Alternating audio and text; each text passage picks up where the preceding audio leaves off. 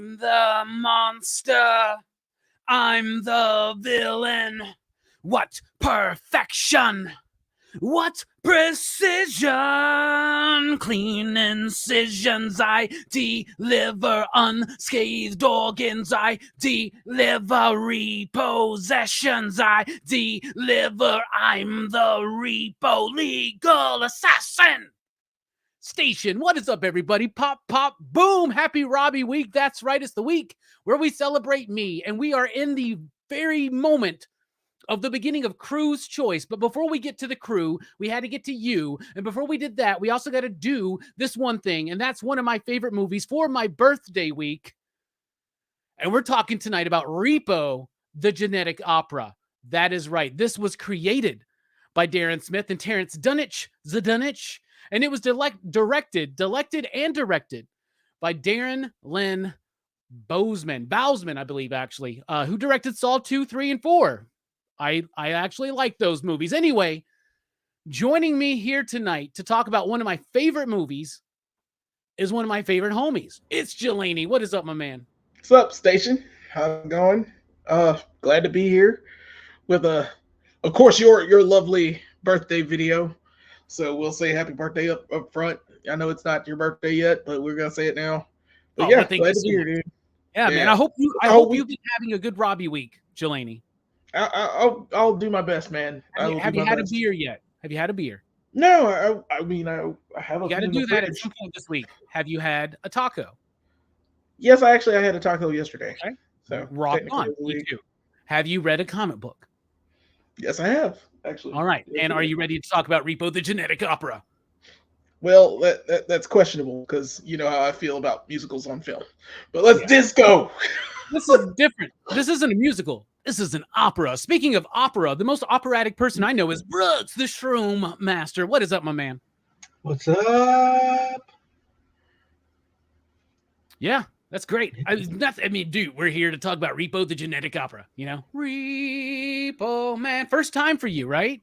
Yeah. Never seen this. I remember when it came out, it was like a thing. And I remember I went to Dragon Con. It was the year I went to Dragon Con. One of the guys who was riding with us, he was cosplaying as the Repo Man, and he was like miserable the whole time because it was like Atlanta in the middle of the summer, and he was wearing this fucking like full on like leather jacket with like the gloves and the hood and everything. So every time he'd take it off, it'd just be like just drenched. He's shorting out the LEDs and the mask and shit because he's sweating so much, right? Yeah, it's like I think I'll pass on the cosplay. Yeah. Speaking of sweating, this man's favorite collection of VHS is the Sweatin' to the Oldies collection. It's Joe Corallo. Jolly Joe Corallo. What is up, my man? Just enjoying the lovely weather up here in New York. Not quite sweating weather yet, but it's getting there. It's pushing it. But, it was definitely sweaty here today in Alabama. I'll tell you that. Like, people were like, it's hot. It's like, it's not hot. I went outside. I was like, bro, it's fucking hot. It's like shit. We ain't even to the hot yet. Yeah, I know. Not even close. It was only like 88 or something today, man. It's not even. We're not even our record-breaking temperatures yet. Yeah. So what's crazy is a few days ago it's like fucking 40 degrees. I don't understand what's going on. But anyway, Repo, the Genetic Opera. So this movie came out in 2008. It's one of my absolute favorites. There is not a movie like this, I promise you. Love or hate it, or whether you're indifferent, you've never seen a movie like this before. You've never seen a movie like it since. I mean, there are elements of other movies like, I don't know, like the Rocky Horror Picture Show. There's a little bit of that in here, but this is definitely its own kind of thing. If you're not familiar with it, you need to watch the movie, then come back here and we can all chat about it. But I love this movie. So I became aware of this movie because I was a fan of the Saw films, right? And Darren Lynn Bousman did Saw 2, 3, and 4. Now, I don't really like 2, but I do really like 3. And 4 is all right. You know what I'm saying? But I really like Saw 3. Saw 2 is okay. It gets better the more and more I watch it. By the way, the big finale of Horror Fest this year is us talking about all of the Saw movies. So if you thought Fast and Furious was bad, you ain't seen nothing yet. Yeah, even Spiral. I hate Spiral. Anyway, that's Darren Lynn Bousman as well, who did Spiral. He did that one as well. He had a passion project, and that was to bring Repo the Genetic Opera to the screen. Like I said, we had Darren Smith and Terrence Dunnage. They created this. They used to do these things called 10-minute operas where they would just throw things together. One of them eventually birthed into Repo the Genetic Opera. They started working it out, expanded it from 10 minutes to 45, then expanded it to like a full-on opera. And then Darren Lynn Bousman, or Bozeman, it's Bousman. It's Bousman. I always said Bozeman, and then I found out it's Bousman, so now it's just messing me up. Darren Lynn Bousman was the director of the first stage production of Repo the Genetic Opera. And then he got the gig right after that to do Saw 2. And he kept telling Terrence and Darren, like, hey, if I get big, when I get the chance, I am totally going to do this movie. I'm going to make Repo a movie. After 3 Saw films, which gave him, a little bit of a leeway, he decided, let's do Repo. So much so, in fact, that he actually commissioned sets to be designed for Saw 4 and brought in parts to Saw 4 just knowing that he could get the sets build that he would need for Repo and they could save on the budget, because this is a very low budget film. It's a passion project for everybody involved. It's got Anthony Stewart Head in it, Giles for most of us, Rupert Giles. It's got Paris Hilton in it, Bill Moseley, Paul Sorvino with the voice of an Italian angel in this movie. Who would have thought it? I love this damn movie. I worked at Movie Stop back in like 2008. And when this movie was coming out on DVD and Blu-ray, it was part of our trailers on the video that would play. You basically get this 10, 20-minute video that would just play all fucking day long. So At the Opera Tonight was on repeat when I was working 40 hours a week at Movie Stop, right? And I was like, I got to see this movie. I like Saw. I like the vibe of it. I love musicals. Let's get into it. Man, this movie blew me away. It's always blown me away. I loved it. When I watched it yesterday, right on cue, when you get to the end of this movie, I am fucking bawling my eyes out. I am a grown-ass man about to be 42 years of age, sitting on my couch on a Sunday morning, smoking some weed, drinking some sweet tea with my cat next to me, just crying over this fucking rock opera, which is ridiculous, gory, campy, cheesy, but it's got a lot of heart to it. Y'all know me. Y'all know I love this movie. Jelani, what do you think about Repo, the Genetic Opera overall? And thank you all so much for joining us. And we want to know what you think too out there in the chat. What do you think, Jelani? I never got this movie. Like the 3 times I've watched it, I've watched 3 separate times. One of which I watched it with you. The second time I think I watched it with you. Then I watched it this time by myself. Pretty sure 2008 to now I've watched it twice with you. And it's a movie that's a musical. I've got something about it. I know it's low budget, but it does have a lot of heart. And the thing is, even though it's got a lot of heart, it doesn't have a lot of good singing. There are a lot of people that just aren't that great as far as range. It's wow, it is Joe Corella from comics. Yes, it is. Surprise. But yeah, I mean, it's okay. I mean, I enjoy it to a point. I think I love Paris Hilton's face falling off like probably the best. It's I don't know. Well, I guess we'll get into it as we go forward, but it's not one of my favorites. I'm sorry. You know how I feel about apparently operas on film. It's just people that were singing like shouldn't be singing. Like this should be like they should have had singers for this. Like they have a soprano in there. Like Mag, like Blind Mag is an actual soprano singer. Sarah she sings is amazing. Yeah. I mean, she's the original Christine in Phantom of the Opera. She's gorgeous. Sarah Brightman's fucking amazing. Yeah, she's amazing. Yeah. And I totally get that. She's a singer. She's like a singer. Paul Sorvino's actually pretty decent as well. Anthony Stewart Head is a singer. And Anthony Stewart Head is pretty good in this. Bill Moseley, not so much. Everybody else sucks. Nah, man. I mean, but the thing is, they may and suck. it's like They may suck technically, but they're in character. they're and in works. character singing for the instance, song Bill Moseley is Luigi. Like, he can't sing a note, at all. right? But man, At all. he's so He's goddamn funny. and You he's ain't got just the yelling guts, and ripping brother. his shirt off. Yeah, it's crazy. It's campy. It's a musical theater. It's what musical theater is. I'm sorry, it just does that, and it has that campiness in it. But at the same time, like, I gotta suspend disbelief in some parts, and I can't do it in certain ways. It's too low budget. Like, I don't know. I needed some more character motivation. So most of the reveals were done in song. Like, Repo is telling his daughter finally that he's been poisoning her all this time, and all these little things. And it's in song, but you can't really tell that it's in song, and it should be something that's like spoken.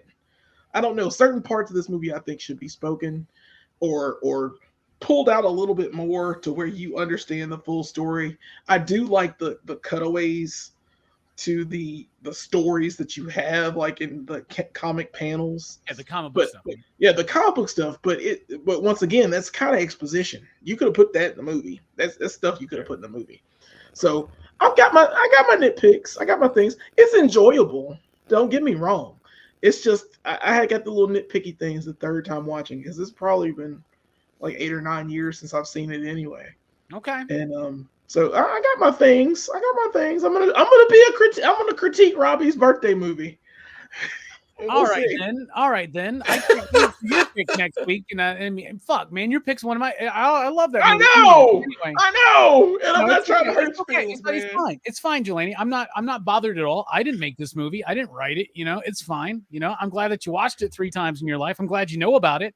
So I know it exists because you wouldn't shut up about it. So yeah, I wouldn't. I wouldn't, man. They're for good reason. All right, Brooks, your first time watching this movie, man. What'd you think? I liked it. Like I like when like an artist, like a director, or like anyone who's in a movie can actually just make an artistic passion project like this, and they can just swing for the fences and just go like as ridiculous as they want. Like I like this movie because it feels like it's kind of like a throwback, but it's like a new thing too. Like, and I really like the style of this movie. The music is pretty good most of the time, but I think I agree with Jelani in that I believe this movie would be better if it had some like non-musical parts to it. Like, I know it's trying to be an opera, so like everybody has to be singing all the time. But I think they could have fleshed out the characters better if they'd had some non-talking scenes and just had the songs where they were needed. But still, overall, I enjoyed it a great deal, actually. I'm surprised. All right. I'm glad that you at least acknowledge the difference between an opera and a musical. Like, in a musical, there's going to be talking bits and then they break out into song. But in an opera, it's like it's all the way through pretty much, right? But I get what y'all are saying, but y'all are also wrong, in my opinion. Joe, what do you? No, I'm just kidding, y'all. Joe, what do you think about this film overall? Before I get into it, I just want to point something out here that I basically, I agree and understand everything Brooks is saying here, and I appreciate how he felt during Goodfellas. But I really want to point out that I think you might be one of the few people who was more critical of Goodfellas than Repo. And that's not a bad thing. It makes it interesting for sure, and I really appreciate it. I just think it's something we should cherish and acknowledge. I agree. Yeah, and this is the same guy that thought Taxi Driver was just a bit too dark. I mean, it's a dark movie. It is. No. But no, really. I had to come back as another Paul Sorvino movie, I guess. You're gonna hit them all. Every Paul Sorvino movie. So we jump exactly. back in the rear. Yeah, but no, I get all of whatever I said. This is probably the 6th time I've seen this movie. I saw it a bunch around when it came out. I saw a screening of it at the Cinema Arts Center in Huntington with like a shadow cast. They had everyone like cosplaying different characters and stuff like that. Like, so that was really interesting. But I saw it with this is gonna sound completely out of left field, but I was introduced to this movie by a goth girl who was into musicals. Oh, really? You know, it doesn't make any sense based on what this That's movie the is. general But audience, man. This doesn't fit that. Yeah, this doesn't fit in that Venn diagram, right? Not at all. yeah, that's not the only audience for this movie at all. But you know, Okay. but yeah, no, but yeah, it's, you know, she co-owns a bookstore in Queens now. Funny story. But anyway, but no, I do still really like it. I have fun watching this movie. There are definitely flaws that I think like a lot of them obviously come from budget restraints and things like that. I think structurally for a movie, the angle they're telling the story from isn't the most interesting angle. And that gets frustrating because it's like Blind Mag is probably the most interesting POV, followed by, you know, Silo, and then, you know, Tony Head. So it's like we're following the story from the third most interesting character's point of view, but only kind of, because the structure of the film doesn't lend itself to a strong protagonist that's like he's also like not moving the plot forward. Like things are happening like at him and he's like going on, and then everything happens because of these other things going on. Like he's not, yes, in a way his decisions obviously got him to this point where these things are happening, but like in a movie you usually want a more active protagonist who's like doing things that are like actively causing the chain of events over the course of the movie, not he did things a while ago and now like those things are happening and he's kind of, for the first, you know, 2 acts or 2/3 of the movie is mostly shuffling along doing what he was normally doing, and then decides that things are happening that he needs to do, which is pretty slow for a movie with him as the protagonist. Whereas like watching it this time, I was very much like, and this is a good thing in the sense of like you have to enjoy a movie enough to actually be thinking in your head like, well, what would make this more interesting? Blind Mag's story is so much more interesting. Like if we saw it from her point of view as she's this singer, she's doing great, and she thinks her goddaughter's dead, and then she finds out that she's been hidden from her and she's trying to reconnect, and you know, like that's a really interesting story that we kind of get a little of. And I'm just watching it, I'm like, oh, I really wish that, like, you know, also her being like the most talented singer and these other things, and like, you know, and then you could set the movie up where she is the driving force. You don't even have to change the events that much. Then she dies, and that causes, you know, Tony Head to have to make, you know, that decision. You know, like there's so those sort of things. So basically, it's a very enjoyable movie. It has its flaws. It makes me think of other ways that it could have been, you know, more interesting. But you know, overall, I still enjoy this. So. All right. Well, I don't want anybody here on the panel or even in the chat to feel like because it's my birthday week and I chose this movie because I love it so much that they need to not be honest. So I appreciate the honesty from all of y'all. You're right. All of y'all are right. This movie's got some flaws, like Joe said, mostly because of budgetary reasons. I choose to ignore all of that stuff. It doesn't exist to me. It's like Blade 3. Never happened. This movie is gold, and damn you all for saying otherwise. But I would say, Joe, that the protagonist of the film to me is Shiloh, not Nathan. So I think it's Shiloh has more of an active thing, but the things do happen to her too. But then when I rewatched it this time, I was like, man, most of the screen time and a lot of the development all goes to Paul Sorvino's character. It all goes to Roddy, right? Like he's the one who causes everything in this movie, basically, right? So you got some good points there. This movie has a great cast, though. One of the things that makes this movie work so well, even with the budgetary restraints, is an amazing cast that is devoted to what they're doing. This movie is perfectly cast. Paris Hilton's in this movie. She's terrible in the movie.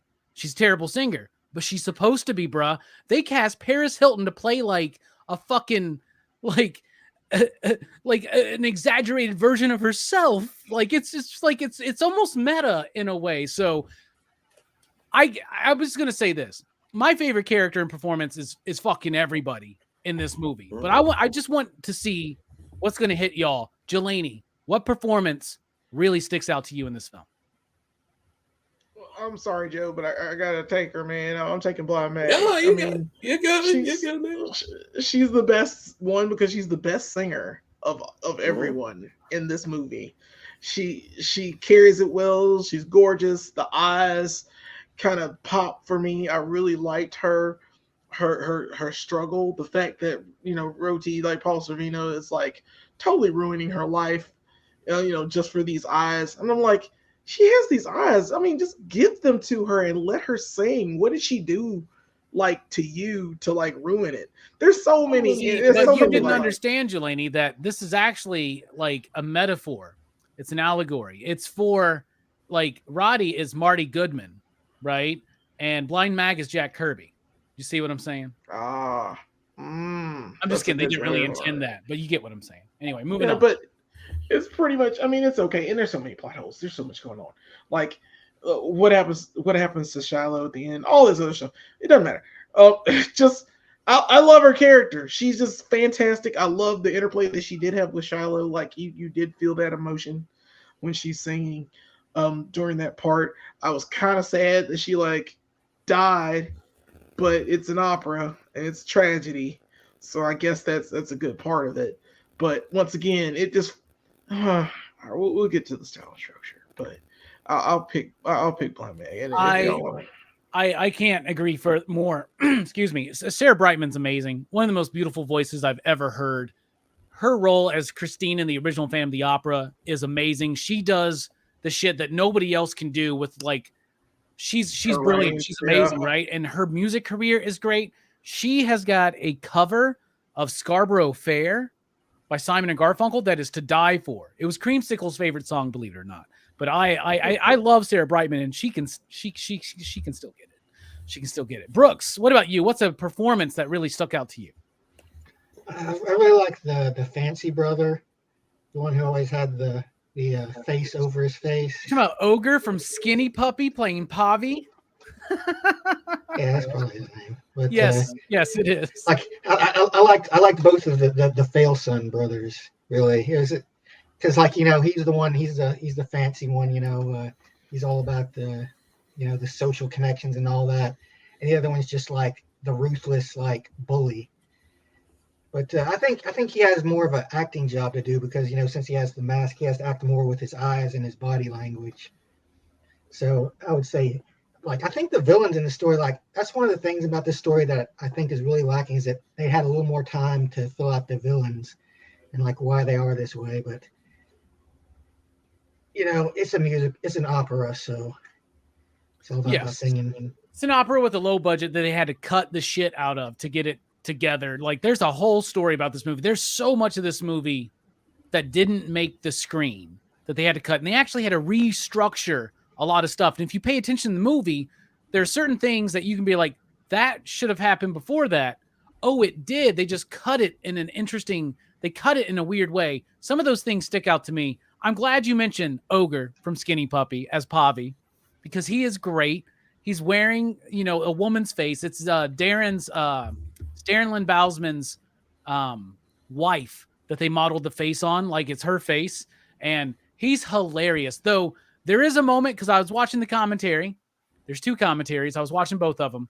And Darren pointed out this, and now I cannot unsee it, but when he rips the panties off of the Gene turns, which the Gene turns, by the way, in this movie are right? But when he rips the panties off, you can see the panties in his hand before he actually does it.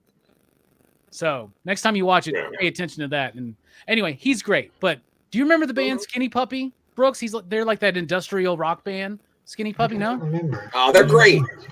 Yeah, you should check out Skinny Puppy, man. Ogre is in Skinny Puppy. So, what about you, Joe? What's the performance that you want to highlight? Well, I mean, at this point, I got to go with Paul Sorvino. Like, I mean, he was. He also has, like, you know, we'll get into it later, but he also has like some of the best songs, like Gold. I mean, oh my God, he does. The commentary, Joe, they said that he chose to do the movie just for Gold. He was like, "This is my time to really be an operatic singer," and like Gold was what got him into that movie. Yeah, it's incredible. That whole bit is one of the best in the movie. But also, he's just like, it's one of those low budget kind of movies where there's only a handful of like actual like real like Hollywood actors who are like in it, and he is one of them. And every time he shows up, it's like, oh, all right, a real actor's here, everybody, you know. And it's like he really does like elevate the movie. Like, I think it's hard to have a movie like this without someone with the chops of Paul Sorvino in it. So I think like part of its, you know, the enduring success and as like a cult film comes from people like him in it. Absolutely. You heard it straight here from Joey Ducks Corallo, right? So there you go. All right. Okay. Anthony Stewart Head, Tony Head, as Joe says, because Tony and Joe are best friends, I guess. We all know him as Giles, you know, and we know that Giles can sing. On our block, we know him as Tony the Head. Tony the Head. we knew that he could sing because of moments in Buffy, like the musical episode, but there's that bit where he's like, isn't he singing like is he singing Freebird in a thing of, anyway, he's awesome, right? And we know he can sing. He kills it in this movie, and he does do the thing where he's playing two roles. He transforms from Nathan to the Repo Man. And that's why I love Legal Assassin so much, because at the end you hear the voice change, and he's going from Nathan, which is very years roll by without you, money, to I'm the Repo. And then when he does the whole bit with it's a thankless job, and he's doing the puppet with the dude that he's like ripping his guts out, and then the look on his face when he at the end of the song when he realizes what the fuck he's doing, he's just like he's just disgusted by himself. That's great. Major shout out to Bill Moseley as Luigi, who is not the best singer, but brings it every time. That moment where he stabs that dude over and over because of the coffee, and the dude's just like, ah! Like, it's one of the funniest. I will stab you in the face. Like, he's bringing an intensity that I love. Bill Moseley's a great guy. I got to meet him one time. My credit card got declined when I met Bill Moseley for the first time. Very embarrassing. We got it taken care of, though. So that was cool. But I also want to give a major prop and shout out to Terrence Dunnage, who was one of the co-creators of the Repo Genetic Opera. He played Grave Robber. And Grave Robber is not only hot as fuck, not only does he have that beautiful baritone voice, he's integral to understanding this fucking movie. Do you know what I'm saying? Like, they play perfectly. And I think he definitely, my favorite song in the whole thing, we'll get to the music. My favorite song is Legal Assassin. But Zydrate Anatomy is definitely the catchiest and probably the best song in here. Like, it works so freaking well. So I just wanted to shout them out. So style and structure. This movie oozes style. The style of this movie is great. It is edgy. It feels futuristic, but at the same time, it feels grounded in a reality that we're too close to, right? I love the story. I think it's very imaginative. The idea of repossessed organs during this time where like genetic failure is a thing and everybody has to buy new organs, but you can finance them because you can finance your bones and your kidneys, right? I love the story. I think it's great. And then in the midst of it is this very strong thread of a father and a daughter, right? And mostly about this daughter trying to break free from her cage. And everybody is imprisoned in some form or fashion in this movie.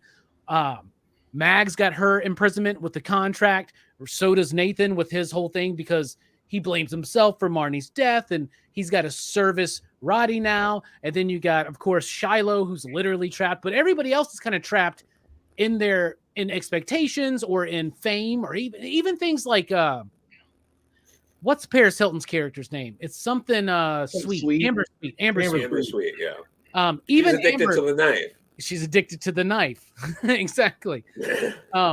So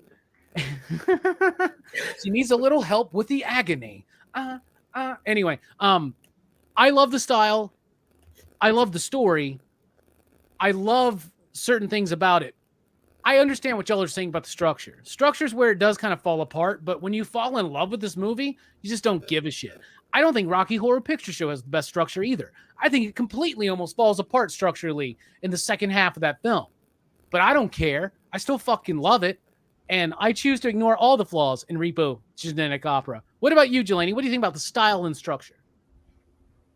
Well, I mean, it's like I said, it's kind of choppy to me. Like, I couldn't get into the story because of all of the moving pieces. There are a lot of moving pieces going on, and I know they cut a lot out of this, so I kind of get it. And they got to cut the story, so you had to get their story in comic book form with the exposition portions.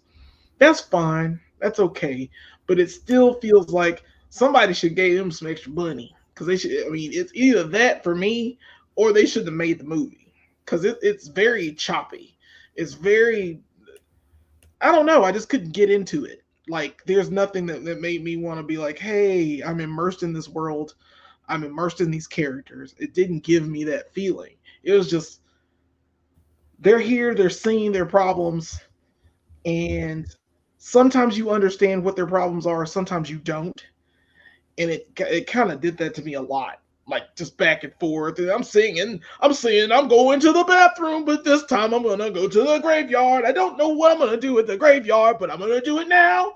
And it was just, I don't know. It just felt weird to me. That's it. I mean, it's very choppy. I really don't know people's motivations all the way through. I'm not sure how to give you a good example of that.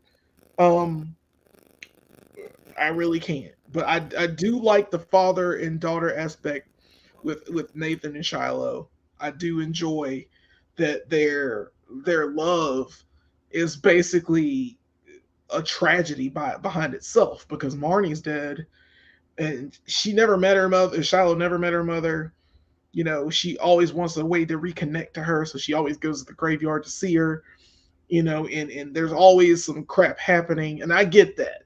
But like I said, this movie really needed parts where they weren't singing, where we get like emotional beats, and I didn't feel that there were enough emotional beats in it for me to get the story across all the way. But I do like the relationship with the father and daughter. Everybody else is just there for me. It's a little too dark.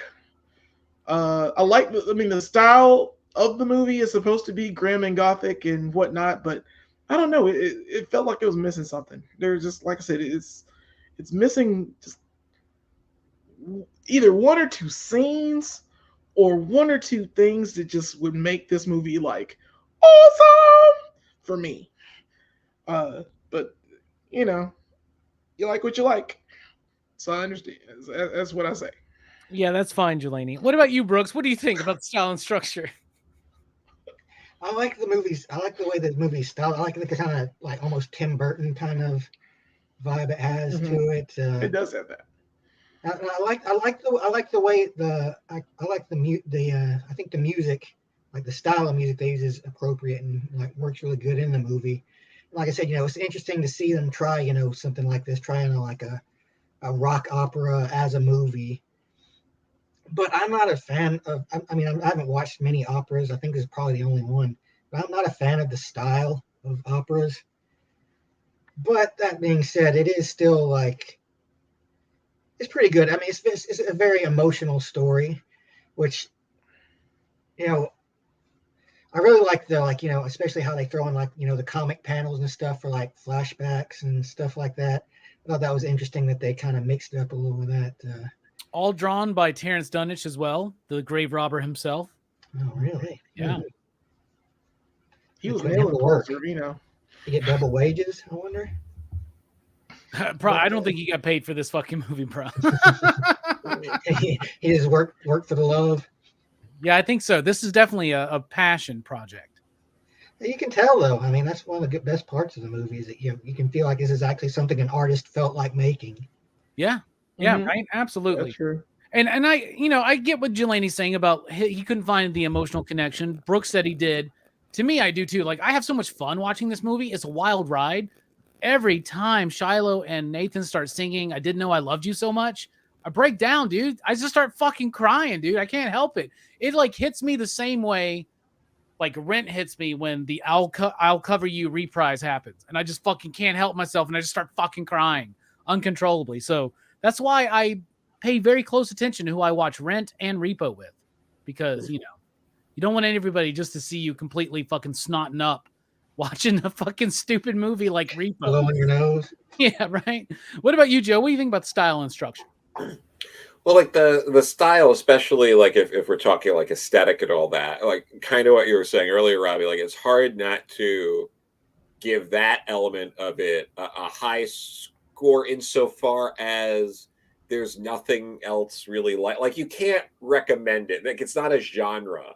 Like it's not like, oh, I didn't like this horror movie, I'll watch another horror movie. It's like, I didn't like this goth opera, I'm gonna watch the other goth opera. You can't. So in that sense, like the ingenuity and all of that of like doing that, trying something new, that all is it's literally it's unparalleled. You can't. There's nothing else to it. When it comes to sort of like the structure and elements, like again, a lot of it suffers from things we're aware of, budget, having to change things around. The problem is they took so many things out that they needed to take more elements of it out because kind of like what Delaney was just saying before, like there's some of these like plot holes, but it's like most of them probably aren't if you got the whole story. Yep. Yeah, but we're not getting that. So you're watching the movie and you're just like, for me at least, I'm like, Citrate has nothing to fucking do with anything. Like you could take that entirely out and it doesn't impact the story. You're talking about the painkiller that they take out of corpses? Yeah. Or whatever? Yeah, like it's like you can take that out. But yeah, just like, like we were just talking about and Robbie was mentioning, like there's a bigger story and I am sure that plays a bigger role and it is integral to the larger plot. But what we got, you end up with these like, like these loose strings of story that you're like, why is that? And because they explain it so much, like that's part of what makes that instance confusing, for example. Show, don't tell. Yep. You're explaining this thing that doesn't end up being important to the movie. Like the movie we're watching in front of us. And maybe if they got the second and third movie and all of that, the Zydrate would have been a big deal and it was all set up for that. But because we never got that, what you end up getting away with is like leaving, the movie with is like, so they introduced this thing and it's not like a Blade Runner thing where it's like, got some skin jobs walking around where they're just like, there's like jargon that they're throwing around that it would be like if we got skin jobs going around. Skin jobs are in, blah, blah, blah, blah, blah, and it was like, you had a whole song for Zydrate, and I also get that it is one of, if not the best song. So it's like, what do we cut this song? And it's like the best, like, so it's weird, but it affects the overall structure of the movie we are ultimately presented with. And there's a few other things like that too, like, why does it matter that Paul Sorvino's has a terminal disease? He was already afraid of his kids kind of overthrowing him, or who was going to take over. He can't trust them. Well, but now he knows he's dying because he's been able to prevent death because he can just replace his body parts. Now he can't. So now he's like, one of these fuckers is going to take over. Like, and it's just, and by the way, Paul Sorvino plays disgust so well in this movie. Oh, yeah. It's almost like he looked around sometimes. He's like, why did I pick to be in this movie? And he just channeled that, right?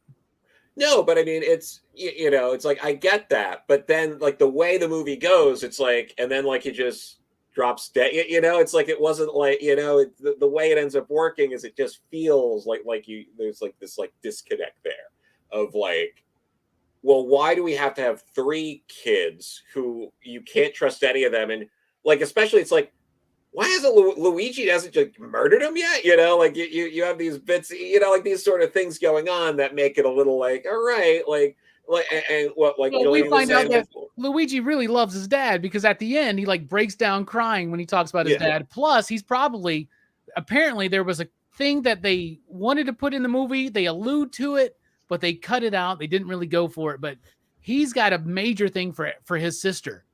Apparently too. So that's something that's going on in there too. When Pavi's like, my brother and sister should fuck, and he's like, shut the fuck up. Like he's touching a nerve there, right? So Luigi is and it's all like bravado, right? That's why he's showing his chest all the time. It's one of my favorite bits. He just rips his shirt off. Like, how many times you've seen these dudes, like whenever like drama starts happening, somebody takes their shirt off. Like, bro, what are you trying to do? You're just gonna get cut. Like, I don't understand. Anyway, I'm sorry. Yeah, but like, no, you're fine. But like with like Paul Sorvino, like to build up on that, like you were saying, like, oh, he's dying, as you know, you could always replace these parts, but now he's terminal. But they never do much with that. Like for Gold, it's like, why didn't he have his shirt unbuttoned? And you see, like, he's just all messed up, and he's like buttoning it up. You know, like there were like moments where it was like, it's because they couldn't pay Paul enough to go shirtless for this one, I'm sure. Yeah, but it's like that. It's like you know, like, but you end up like, if it was just one thing, it's easier to kind of be, but like, you know, with what Jelani was saying, it's like, well, it's like when these things start building up, and it's like, well, why did they do that? But then why did they do that? Like, and you start tugging at it, even if you can explain some of them or even all of them, if someone's asking you 25 questions at the end of the movie, there was a disconnect. Like, even if you know, like, so that's where part of, I think, for me with the structure, like, there's just, because of the budget restrictions, because of the time restrictions, because it's also a short film, multiple important characters don't really get developed how you would like them. Like Amber Sweet, you know, having Paris Hilton there, like the face dropping off scene is incredible, but she's barely in the movie. You know, it's like you just get these things where it's like people aren't having enough time to breathe. Like, there's like, the movie needed another like 20 minutes maybe. Like, it really needed, like, we needed to see a big concert with Blind Mag, and why is she so important? Why is she like the most important like celebrity in this world? Like, you needed those kind of moments in there, I think, to really flesh it out. Like you needed those moments rather to like elevate the movie beyond like to get that bigger audience, to get it to be a bigger hit. You needed that kind of stuff in it. You needed, like, and then there's just you have Shiloh, and she's like, you know, she thinks she's sick and all of that, but you never see it. Like, there were like little bits of that where it's like, she's going to be 17. You're telling me she's never left this house, really, more or less, other than visiting the grave. Like, she's always close to home. She never accidentally found out that her dad is like the repo man. You know, like, there's these things where it's like, it's more of an interesting story if she knows and he's horrified because he finds out that she knows. Like you know, like it's that like there's these little bits, you know, where you're like, oh, I just wish if you just like tweak this, because like so many of the pieces are there and they almost got it to that next point. So you're just watching the movie, you're like, oh, just tweak this a little bit. Oh, just do this. Just give me a little more time with this character. And I feel like this could be the kind of movie where it could have had like a mass appeal, where you could have gotten that second and third movie, where you know, it could have really been something.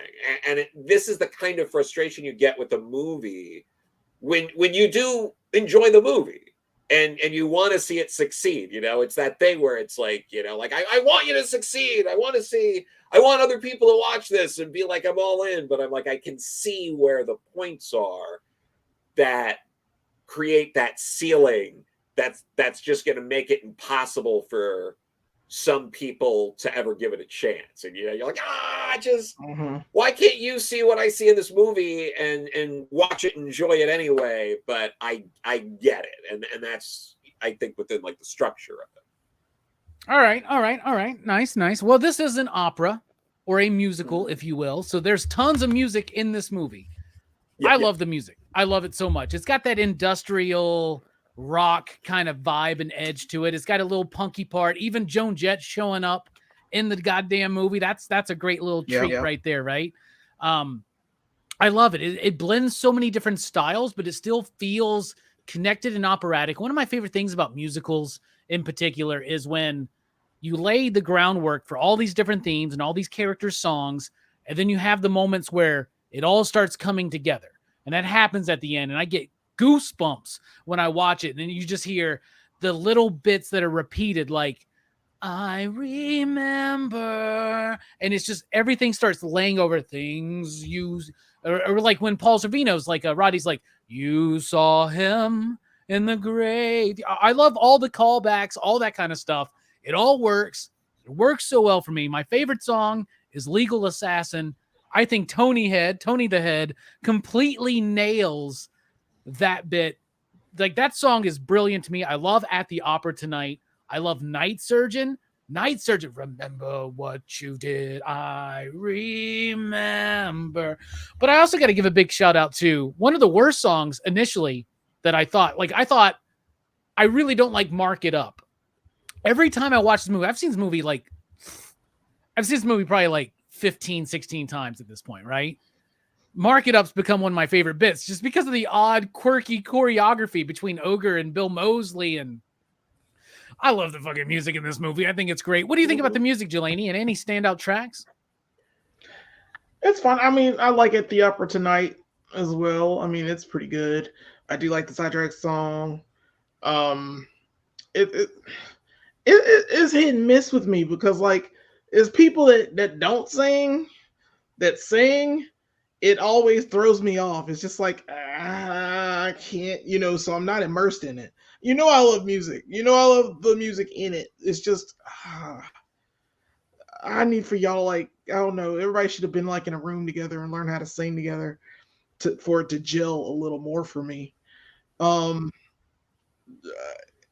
like the song. I guess that is the I Remember song. I can't remember now. With Shiloh and Nathan, they're singing, and she just found out that he's Repo, and they're like, I forgot what it is. It's like that's the one where he's like, is that the one where he's like, didn't I tell you? Didn't I tell you? Yeah. Oh yeah. Mm-hmm. Yeah. That song. I love that song. I love that interplay. Yeah. That. Very good. I like that. I like that a lot, and I do like the song at the end towards the end when Nathan is dying. Didn't know I loved you so much. And I do like that song. It's beautiful in points, but once again, I'm gonna need everybody to get into a room together and like do some music rehearsal and learn how to sing together and learn, because I've been in a lot of musicals. I was in a lot of musicals in high school. I did musical theater, and I was in choir. I was a music major. There are a lot of things that I could tell from certain things. So I get it. I get it. I understand. And I know that when you have an ensemble cast and all that ensemble cast sings together, you need to be together. Like there needs to be some harmony to work together. And I didn't feel that in this movie. It just felt rushed. It felt like and then people were just talking while they're singing, and so it's certain. You mean it didn't win you over when Bill Moseley's like, I will find a hole and fuck it. If there's not one, I will make one. Luigi don't take shit from no one. One brain. Mark it up. I've got brains. Anyway, I'm sorry. I can sing the whole goddamn thing. I'm sorry. Understood. I get it, man. I feel you.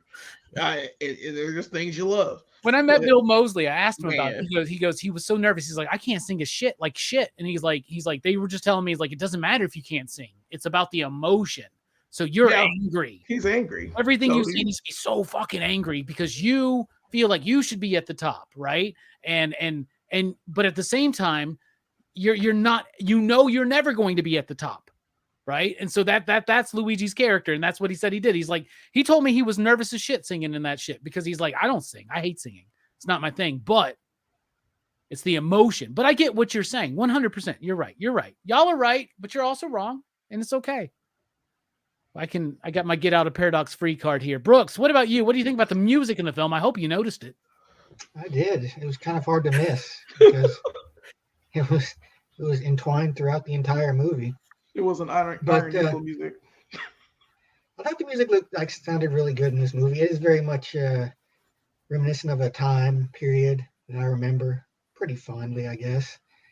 It's but like the problem with rock, I don't think it works in opera form because rock is supposed to constantly try and keep up energy, so it doesn't work as well during like the slow parts, like the more personal scenes. Like the rock music doesn't seem to fit as much.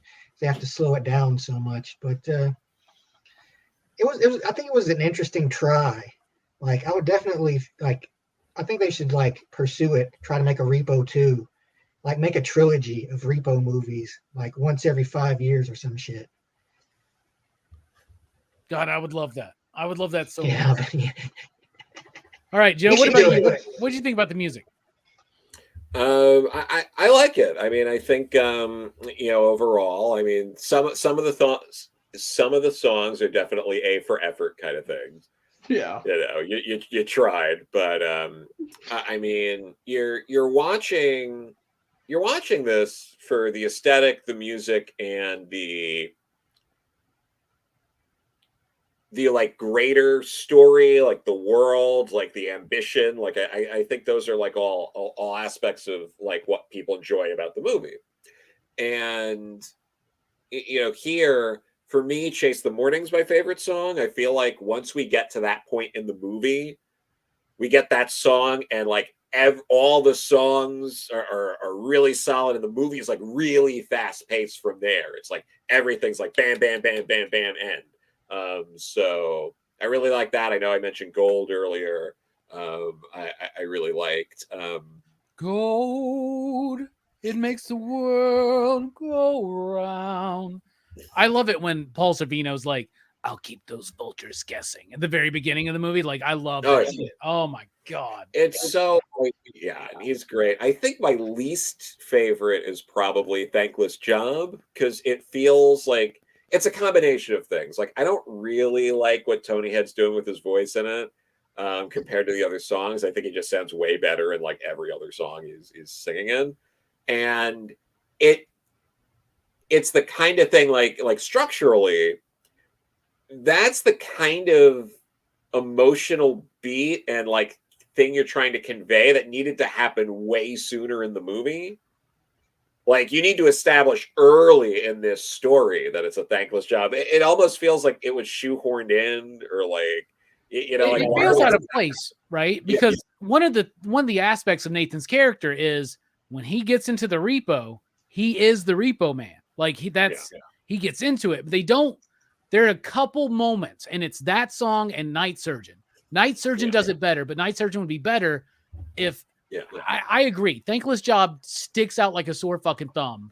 Yeah, because there's just something missing to kind of connect the dots from Nathan to Repo Man, and we don't necessarily fully get it when that happens, I guess. Yeah.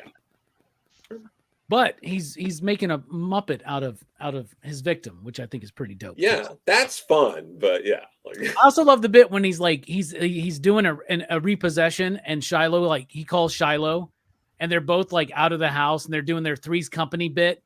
You know, they're like, "Oh no, I just wanted to make sure you're. Should I come home? No, you shouldn't." Anyway, so that's good too.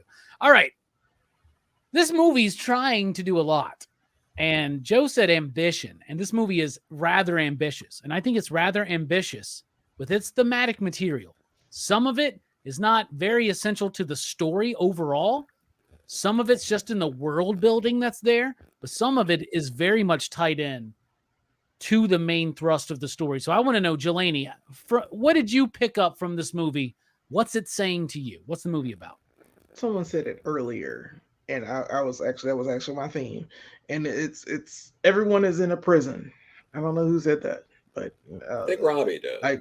Robbie, you said that. Yeah, everyone is in a prison. Everyone is trying to escape that prison, and and the world isn't imprisoned anyway by this organ failure nightmare, whatever it is, and people are just trying to survive. It's basically kind of a survival of not even a survival of the fittest. It's just survival. Period. And the world is coming apart, and people are trying their best to like purchase organs, but apparently their jobs suck. So if you miss a payment, you're basically dead. And like the Congress or the like permits this to happen. It's a whole bunch of junk going on in this movie. I'm just like, what the crap? That's an element in the background too, is they're re-voting on that proposition. Like, but you only pick that up in like news bits and the clips on the videos in the background and stuff like that. And it's so like crazy that, you know, Desperate Times calls for Repo Men, and you only see one that goes out and does this, and that would have been nice to see more people do it. But you know, you got that money. It was part of the original idea. You were going to see more repo men and women throughout the movie, but budget. Yeah, it's the budget. And I will say this about this. You didn't even complain about the CG, Jelani. I'm really kind of proud of you, man. It was there, and it's 2008, so I can't really say too much. It doesn't look near as bad as some of the stuff in She-Hulk, where they have like near unlimited resources. And the face capture. Oh, no, don't get me started. Why couldn't you have like a muscular person? Hey, just have a muscular person like you did with the Hulk. You did with the Hulk, anyhow. But yeah, it's people that are in prisons. They're locked into their things. Even the siblings are trapped in their nonsense and wanting to be, you know, head of this company, but have no clue how to run it. And they're trapped by their father's basically angst and terror. You know, they can't get it out. This movie also reminds me a lot of Southland Tales, so I do understand why you like this so much. It's an incomplete story, so technically I don't have the whole story to get to understand what else it could be or what I could gain from it. Plus, the last kind of theme is like the love of a father towards a daughter, to the fact he has Munchausen syndrome. And like makes her sick just to keep her safe, and he wants to keep her safe from this world. He has no clue, and I hate that that's not brought up. He has no clue that Paul Sorvino was the one that poisoned his wife, and I thought that would come up a little more. And if it did, it came up in a shitty song. I couldn't tell, so I don't know. It didn't really give me that oomph, but at the same time, it's all of those things. It's basically everyone's trapped in some form. Shiloh with her illness, Nathan with his servitude to Paul Sorvino. Paul Sorvino trapped by his terminal ill cancer. The siblings afraid of, you know, their lives and all these other things. Blind Meg is basically afraid of what happens, you know, when her eyes are taken, or what her life will be like without the fame. It's so many things that people are always under. You're always under something, and we're all under something. Something. What is it? It may be the devil, it may be the Lord, but you gotta serve somebody. Kind of situation. Hell yeah. So that's what I get from it. Hell yeah. I'm infected by your genetics. I'm just going to start singing for my transitions. Brooks, what about you? What's this movie speaking to you? Well, I think this movie is very much like a kind of a cautionary tale about like just letting wealthy parasites like lay claim to everything, and like, this idea of these people that are so rich that they have basically commodified the very things that are keeping people alive. And this dude does not need to fucking like repossess these organs. Like he could easily he could make good money just replacing people's organs and doing it like clean. But he's a greedy parasite, so he has to just keep getting more and more. And like I don't feel bad for Roddy at all, because fuck him, dude. He's a fucking piece of shit. And his sons are pieces of shit because they just fucking are trying to impress their daddy. So, that's what I think is like, it's the whole idea of like how humanity is going to be trained to like, think about their organs as like, a commodity that they have to like, I better keep up my heart payments, and shit. It's like fucked up, dystopian shit. Mm-hmm. That's what I really love about this movie, though, is that it goes that dark. Hell yeah. It does go pretty dark. What about you, Joe? What's this movie speaking to you? It's really all like, critique on, the privatized healthcare system and all of that. Mm-hmm. This came out a couple of years before we passed Obamacare, like things like that. Like the attitude at the time was really drumming up to this system is broken and needs to be fixed, And luckily, our healthcare system is completely fixed, and there's nothing else we have to do to make it better for anyone. But it's talking about that. It's talking about how the dangers of having our healthcare in the hands of like people who aren't doctors. Like, it's just people who are like, who had the money to run the system, and the dangers that causes when it's money people at the top who are looking at their bottom line and seeing where to make the most profit. But yeah, I mean that's most of it. I think obviously there's there are elements of generational trauma and stuff like that, but I think it's mostly about the healthcare system. Yeah, it's definitely stating that, and the idea of like the healthcare system and tying that in with like preying upon the weak, especially here in America with things like subprime loans, right? Like Rent-A-Center, and shit like that, and like just what if you had to do that with your heart? You know what I'm saying? And like, yeah, you miss your heart payment for 90 days and they're coming to rip that shit out, right? And so it also shows the callousness of the government, when they pass this bill, organ repossessions are legal. Sure, that makes sense because it's about the almighty dollar, right? So it is about greed. It's about the healthcare system. It's about all of that. It's also about prisons, like Jelani was saying, that I alluded to earlier. And it's got all this stuff going on. It's a warning about where society could go. It's a warning about the oligarchy. It's a warning about rich dumbasses basically running everything for us, and making decisions for us. And it's an American tale. Another thing that could have been interesting to see in here would have been, if there was more room in the budget and shit, was to see a commoner perspective, right? Yeah. Like see somebody. I want to see more of this world. Yeah, it's a very interesting idea, I think. The closest we get to somebody on the streets is the grave robber, and he seems like he has it made. He's having sex with Paris Hilton every fucking night. He's a drug dealer. He's robbing graves and shit. He seems happy as shit about his life. She's got the herbs. But the whole surgical aspect too is there, so it also shows the idea of like conformity to something, or like losing acceptance of yourself, maybe, or I don't know, maybe the dangers of trying to keep up. Self-actualization means self, not actualizing yourself with society. Do you know what I'm saying? So there's that. But this movie means a lot to me.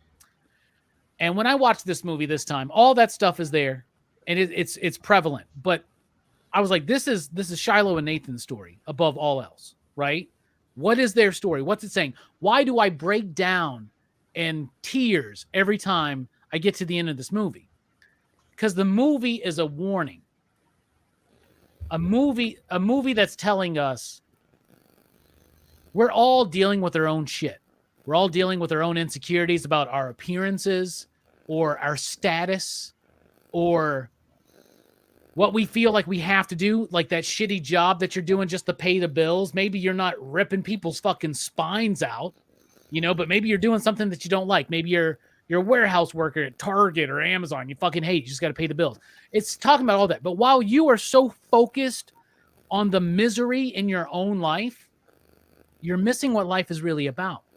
And life is really about the people you love. And so it's a warning to be like, don't get to the end of your life to finally tell the people that you love them, or to finally realize how much you love people. When they're singing to each other, I didn't know I loved you so much till now. That happens right after Shiloh tells her father, I wish you would just go and die. Right? So many times in our lives, we miss the opportunities to realize, embrace, and communicate our love for the people around us that support us, that are there for us. And that's why this movie breaks me down into tears, is because it's so heartfelt with that. All the insanity going on. They've legalized organ repossessions. The rich are fucking making decisions for us. We live in shit and squalor and corpses, and death is all around. That doesn't matter. What matters is not waiting too late to realize who the important people are in your life. So, that being said, Joe, I love you. Brooks, I love you. Jelani, I love you. And I do know that I love y'all so much. You know what I'm saying? And you out there in the PCP Army, thank you so much for joining us. All right, now it's time to rate the film out of 5 you digs. This is going to hurt me, I feel, but it's okay. Out of 5 possible you digs, Jelani, what do you give Repo the Genetic Opera? And you out there in the chat, you let us know. I think it's an incomplete opera. As a film, it's very incomplete, and you can tell in a lot of places. For me, the singing is not that great. For me, just not my cup of tea. I mean, I'm glad you love this movie, Robbie, but I cannot watch this again. I'm gonna give it a 2.5. It's just, I don't know, man. It needs. All right, we're done with that. 2.5 though. Fuck you, Jelani. God damn. 2.5, dog. I love you. I told myself I love you too, man. I didn't know I loved you so much. I didn't know I hated you so much, but I do. I understand. I get it, man. 2.5. Yeah, I mean, it was fine. I can't watch it anymore. It's the 3rd time I've seen it, man, and 2 under your behest. So I'm just being honest. All I wanted for my birthday was you to finally like this movie, Jelani. God damn it. All right. What about you, Brooks? Out of 5 you digs, what do you give this film? I give this one a 4.5. I think it's on its way to being like a perfect movie, but it's not quite there. Like, I think this is a movie I probably would like more the more I watched it, the more if I got more familiar with this like the different song and stuff. But it is as interesting as I thought it was going to be. And like, I think like the shortcoming of this movie is it kind of leaves me wanting more. It's like, I want to know more, like, I want more stories from this like weird Repo universe, but yeah, pretty good. All right. I just want to point out that Brooks gave Repo the Genetic Opera the same score he gave Goodfellas. Just going to say. I'd probably prefer not. I don't know, man.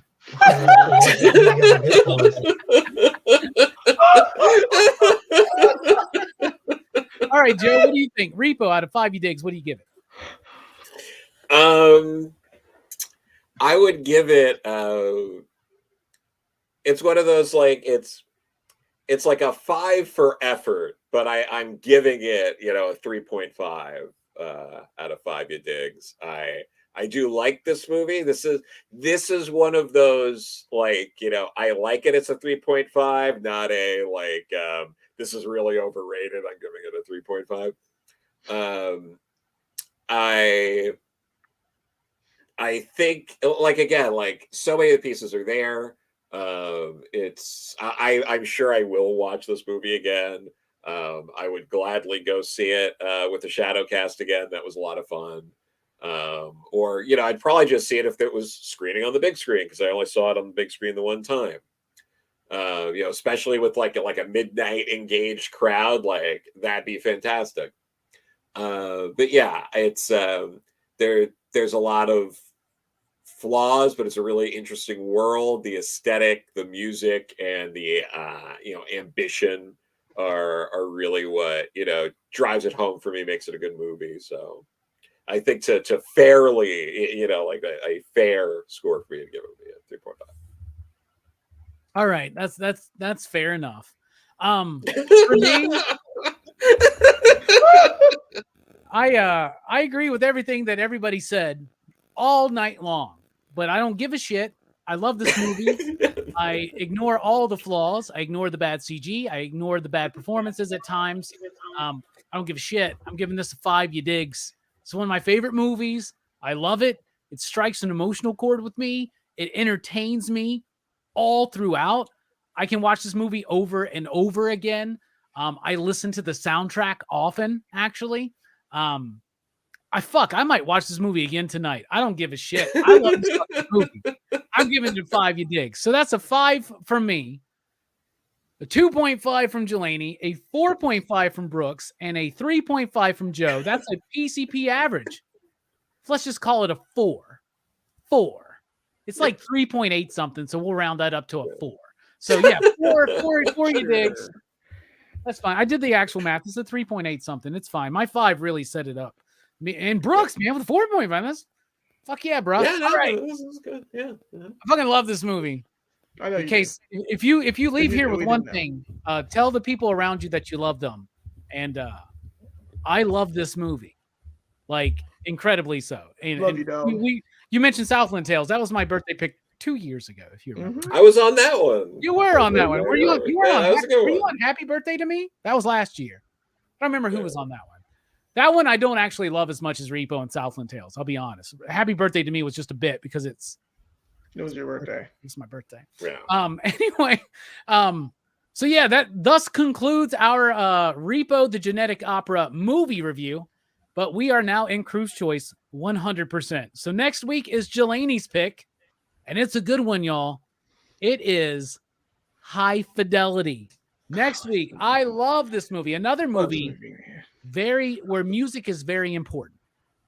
And we got Joan Jett in this one, but we get Bruce Springsteen in that one, right? So Yeah. I love High Fidelity. I'm very excited to talk about that, Jelani. That was a really great pick. The second I was like, I've been trying to do Blues Brothers for ages, but like every time I hear a good film, I'm like, yeah, I want that. And High Fidelity is like still in my top 10. Yeah. Plus, like last year, we did Grosse Pointe Blank for John's pick, and I think multiple people during that night said, "Man, we should really do High Fidelity as well." I love High Fidelity. I cite it as my favorite romantic comedy. Yeah, it's a romantic comedy. It is a romantic comedy. Yeah. In fact, that's why I chose it. Because it's a love story, and it's a love story told a lot of different ways. That's right. Are y'all gonna wear Cosby sweaters for it, or Cosby sweater? But we are all going to listen to the 3 EPs by the Beta Band multiple times until. Yeah. Good call. That's a great fucking album, by the way. And I found out about the Beta Band because of fucking High Fidelity. Because of this movie. Everybody thinks they're Green Day. Hey, what is this? This is the new Green Day album? Anyway, that's for next week. Join us next week for High Fidelity. That's Jelani's pick. But Robbie's picks don't end because it's still Robbie week all the way through Saturday. Join me Saturday on Dylan's Horror Show, where Dylan's doing his own Cruise Choice. And guess who gets to pick this week? It's me. We're talking about Fade to Black. A movie that nobody fucking talks about. I've been trying to get Dylan to do this movie since day one of DHS, and I cannot believe it's finally here. We're doing Fade to Black Saturday, so join us there. Dylan's Horror Show, Fade to Black for Robbie's pick for the conclusion of Robbie Week. And then next week, join us for Jelani's pick, High Fidelity. Jelani, thank you for joining us. Any final thoughts? Yeah, man, glad to be here. Great movie that we watched. I'm glad we're watching High Fidelity next week. It's a palate cleanser. Good times. We got I'm gonna this. be so fucking harsh on that movie. I'm gonna be like, I like it, but structurally, it's not like the book. Nick Hornsby would be really fucking shitty about this. Anyway, I'm just going. Yeah, I know. You'll be all right. I love that movie, but I'm gonna act like I don't. Yeah, good job. Yeah, go ahead, man. Go ahead. I'm just kidding. But yeah, Brooks and I do Go Figure reviews. This week, Brooks, I'm gonna surprise you. This week, we're doing the McFarlane Batmobile. Oh, you got it. The 89 Batmobile, and we're doing the Batwing as well. So it's gonna be a Batman-centric week. Man, Jelani just dropped $500 apparently. Yeah, it hurts. It hurts a lot. It hurts a freaking lot.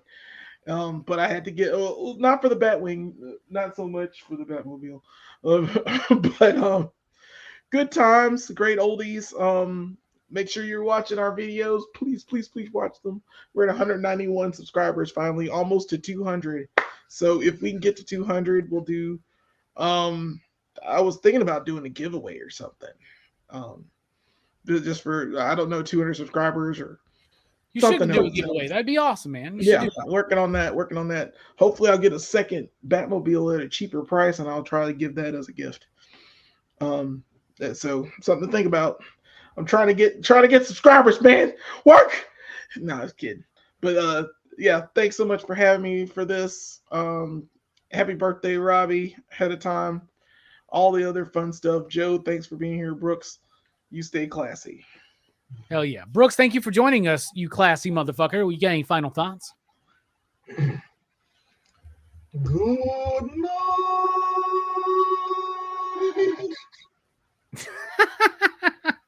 Joe, thank you for being here, man. I just put an FOC on Dahlia in the Dark today for the final issue, so I know you got some things to say during your final thoughts.